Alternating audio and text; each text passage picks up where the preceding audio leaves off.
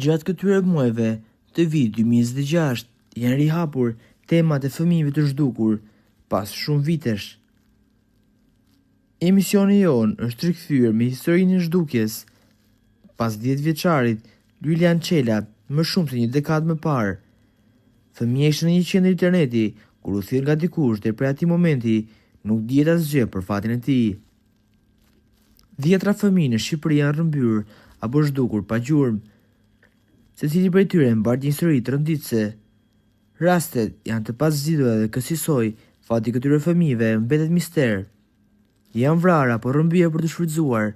Kjo pyetje ende nuk ka marrë përgjigje as në rastin e Julian Çelës, por as në rastin e Bleona Matës, e cila duket tashmë është më afër se kurrë pranë gjitjes së saj. Julian Çela ka qenë djali një prej zyrtarëve më të lartë të shërbimit informativ shtetëror, i cili është zhdukur më shumë se 11 vite më parë.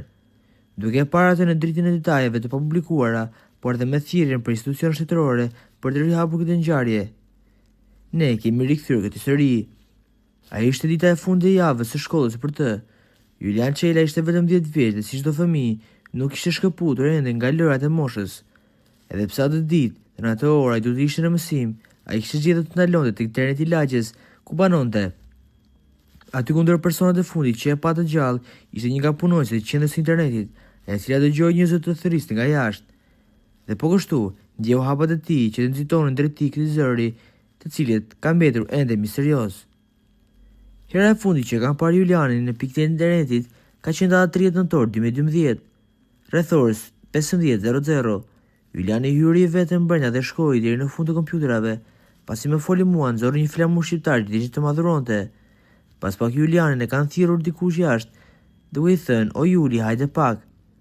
Juliani doli dhe nuk u kthye më, thot punonjësia e internetit. Që nga ky moment Juliani do të zhduken në mënyrë të papritur dhe do të lindte një breng të thellë te familja dhe shumë pikpyetje rreth fatit të tij. Por ju si mendoni, a mund të ketë faj edhe zonja që kishte sallën e kompjuterave? Komentoni mendimin tuaj dhe mos harroni të shtypni butonin subscribe për të mos humbur asnjë video të re rreth kanalit ton. Ju faleminderit.